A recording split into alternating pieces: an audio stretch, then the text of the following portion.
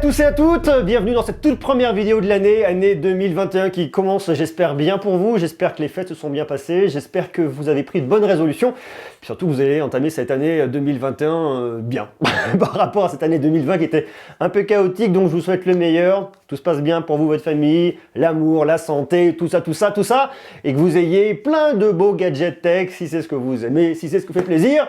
Et ça, c'est cool. On va commencer aujourd'hui par parler d'un objet qui se plie, un objet qui est flexible plutôt. C'est cette montre-là. C'est la Nubia Watch. Nubia est une marque qui fabrique notamment des smartphones. Je vous en ai déjà parlé par le passé. Et là, ils sont sur leur deuxième montre connectée, mais première, je dirais, vraiment grand public et intéressante. Et la grande particularité qu'elle a, celle-là, c'est qu'elle a un écran flexible. Alors la question qu'on va se poser aujourd'hui, c'est qu'est-ce qu'on va venir faire avec une montre, avec un écran flexible? Quel est l'intérêt? Pourquoi faire? Qu'est-ce que je vais faire d'un écran flexible sur une montre? Sur un smartphone, on comprend l'usage, puisqu'on peut soit l'agrandir, soit le rétrécir. On l'a vu notamment du côté de chez Samsung avec le Z Fold 2, on l'a vu avec le Z Flip. Sur une montre, c'est un peu différent. Quand on regarde comme ça, effectivement, il y a un côté un peu what the fuck, c'est rigolo. Maintenant, est-ce qu'il y a un réel usage? Est-ce que c'est vraiment confort à utiliser, à regarder? Est-ce que c'est de cette manière-là qu'il faut l'intégrer, comme le fait Nubia avec sa Nubia Watch? Est-ce que ce modèle est réussi? Et avant toute chose, pour moi, il y a vraiment deux choses à venir distinguer ici. La première, c'est l'écran qui va être flexible. Est-ce que cet écran flexible est intéressant tel quel? Et la deuxième chose, c'est l'intégration sur cette montre, l'intégration qu'on a faite Nubia, avec le choix, notamment l'adaptation au niveau de l'OS, la partie logicielle. On va donc faire le tour complet en commençant par l'intégration du point de vue matériel, avant de commencer par l'intégration du point de vue logiciel. Ici, Nubia nous a sorti une montre avec un écran flexible de 4,01 pouces. On est sur une résolution 2900 par 192 pixels. C'est un format qui est assez particulier, qu'on ne connaît pas. Ce que je vais trouver intéressant sur ce format, c'est effectivement quand vous le regardez, que vous débutez comme ça, que vous le prenez sous vos yeux, il y a un côté vraiment un peu effet waouh. On a l'impression d'avoir une montre qui vient du futur, un peu issue d'un James Bond. Après, à l'usage, c'est un peu moins ça. Qui dit écran qui se plie, on est sur une techno OLED. Ici, c'est de l'AMOLED. Ce que vous allez pouvoir modifier quand vous allez porter votre montre, ça va juste être les petites extrémités qui vont venir se plier pour s'ajuster à la taille de votre poignet. Je vous cache pas que c'est une montre qui est assez grosse, qui ne va pas aller à tous les poignets. Si vous avez des tout petits poignets tout fins, je ne suis pas sûr qu'elle soit faite pour vous. Après, le côté qui est plutôt sympa, c'est que vous pouvez venir changer les bracelets pour l'adapter à la taille de votre poignet. Personnellement, j'ai mis un tout petit bracelet parce que les bracelets un peu gros ne conviendraient pas à la taille de mon poignet. J'ai des petits poignets, donc forcément, vous vous en douterez, ça ne fera pas le job. C'est une montre qui est quand même assez imposante. Elle fait 98 grammes. Une fois au poignet, on ne la sent pas, on l'oublie très rapidement. Dans le meilleur des cas, eh bien, ça vous servira un peu à venir vous muscler l'avant-bras. Je peux vous assurer que vraiment, on sent globalement pas grand-chose. Le design est fait à base de céramique et d'aluminium. Elle transpire la solidité. Les finitions, pour moi, sont vraiment bien maîtrisées de la part de Nubia, que ce soit aussi bien au niveau de l'intégration de l'écran que du contour, que de votre boîtier. Personnellement, ça fonctionne bien. Alors, on a un gros bouton. Il y a un seul bouton que vous pouvez venir actionner ici et qui la type vraiment comme une montre très masculine au niveau des clichés et des standards. Elle est quand même d'une très massive, ça vous en douterez, l'épaisseur est là. Et puis, ce gros bouton vient renforcer en plus cette idée-là. Votre bouton vous servira de on-off. Vous laissez appuyer 10 secondes, vous l'éteignez. Faites un appui long, vous la redémarrez. Et lorsque vous appuyez quand elle est en usage, eh bien, vous arrivez au menu dans lequel vous pouvez venir naviguer très facilement. C'est une montre qui est certifiée IP54, résistante à l'eau et à la poussière. Alors évitez d'aller faire des grandes baignades avec, mais par contre pour vous laver les mains, vous n'aurez absolument aucun problème. Et si vous êtes dans la rue et qu'il se met à pleuvoir, ça fera le taf. Côté performance, on trouve ici un processeur de Qualcomm, c'est un Snapdragon Wear 2100. On a 1 Go de RAM et 8 Go de stockage. Pour venir stocker de la musique et des photos, vous allez voir qu'en réalité,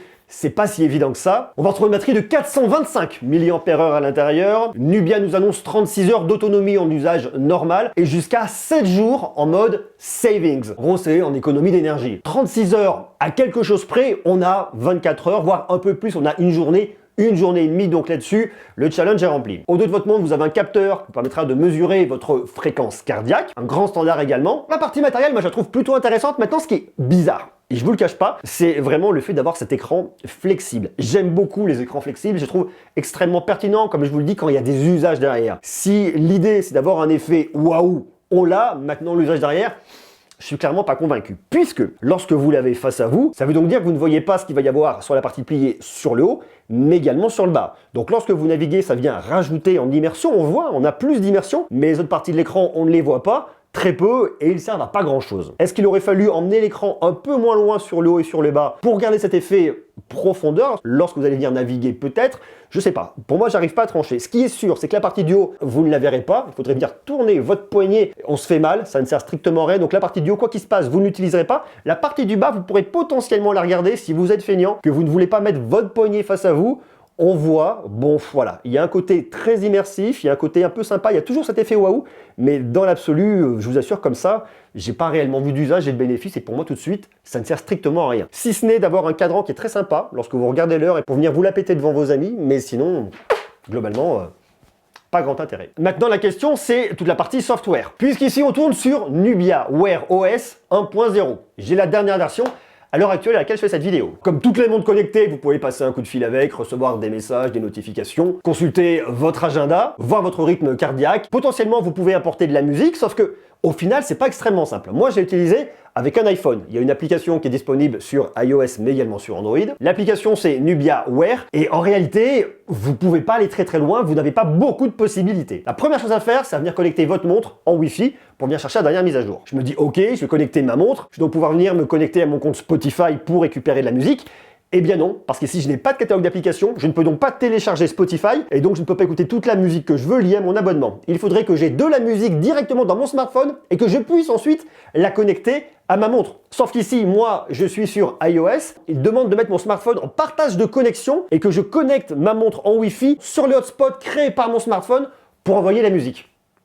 Il y a un moment, on est quoi? On est en 2013, 2010 ou on est en 2021? Pour moi, il y a un problème là-dessus, ça fonctionne pas. L'usage n'est pas bon, on se rajoute des barrières, donc on va pas aller le faire. Autre problème pour les non-anglophones, eh bien, c'est que votre montre, elle est uniquement en anglais, il n'y a absolument pas de version en français, ça peut être un petit peu embêtant. Autre point qui me fait râler, c'est que vos données de santé et données de sport resteront dans votre montre et vous ne pourrez pas les partager avec un Apple Santé ou avec d'autres applications de santé que vous utilisez au quotidien. Donc on reste enfermé chez Nubia et chez Nubia, il n'y a pas beaucoup de possibilités et c'est extrêmement frustrant. Le truc que je trouve par contre vraiment sympa d'un point de vue logiciel, c'est l'affichage de l'heure. Vous avez des écrans qui sont super beaux, vous pouvez bien naviguer entre quelques-uns, je trouve ça vraiment bien fait, c'est super intéressant. Et autre point que je trouve aussi super cool, eh bien c'est que vous avez une fonctionnalité qui s'appelle barrage. Alors comme ça en anglais, c'est plus barrage. Vous allez dans Marquee Switch et là vous avez différents écrans qui sont super sympas et qui vont venir s'animer sur votre montre. Alors une fois de plus, on est dans le côté un petit peu what the fuck pour que ça fasse beau devant les copains, mais sur l'usage au quotidien, pour moi, il n'y a globalement pas vraiment d'intérêt. On m'annonce également que je peux venir uploader mes photos pour venir customiser mon écran. Personnellement, j'ai pas trouvé comment le faire, donc une fois de plus,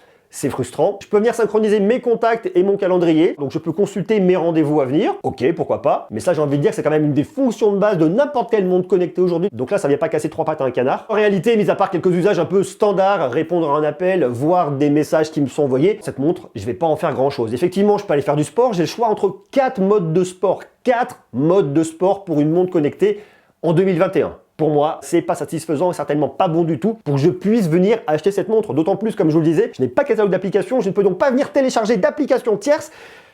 Ça ne sert strictement à rien. Donc si vous êtes sportif et que vous voulez une montre connectée, clairement, c'est pas la Nubia Watch qu'il vous faut. La Nubia Watch, elle est belle, elle est chouette, elle a un effet waouh, elle vous permettra de venir vous la péter devant vos amis pour 219 €, mais au-delà de ça, elle sert à rien. J'aime bien l'objet, je le trouve beau, je le trouve séduisant, j'aime bien nourrir la réflexion, mettre un écran flexible sur une montre, pourquoi pas, mais pas intégré de cette manière-là. Ça demanderait à venir complètement repenser l'usage et la manière dont on va venir interagir avec notre écran. Ici, globalement, c'est pas réussi. Le produit a beau être beau, pour moi, Nubia n'a pas réussi sa copie. À vous de me dire, vous, ce que vous en pensez en bas, en commentaire, qu'est-ce que vous pensez de cette Nubia Watch? Est-ce que vous trouvez qu'il y a un effet waouh? Est-ce qu'elle vous plaît? Est-ce que vous pourriez vous laisser tenter? Et qu'est-ce que vous pensez de toute l'intégration logicielle? Et surtout, selon vous, si on vient intégrer un écran flexible sur une montre, de quelle manière un constructeur devrait s'y prendre pour qu'il y ait un réel usage et que ce soit intéressant? Marquez-moi ça en bas, en commentaire, et quant à nous, on se retrouve très vite, parce que très vite, j'ai la voix qui part en haut, on se retrouve très vite, parce qu'il y a plein de choses qui arrivent, il y a plein de nouveautés, il y aura plein de nouveautés tout au long de l'année, je vous en parlerai au fur et à mesure, je vous invite donc à venir me rejoindre, à venir vous abonner, si c'est pas déjà le cas. Sur ce, je vous envoie beaucoup d'amour, très gros bisous, et à très vite. Ciao, et encore, très bonne année 2021.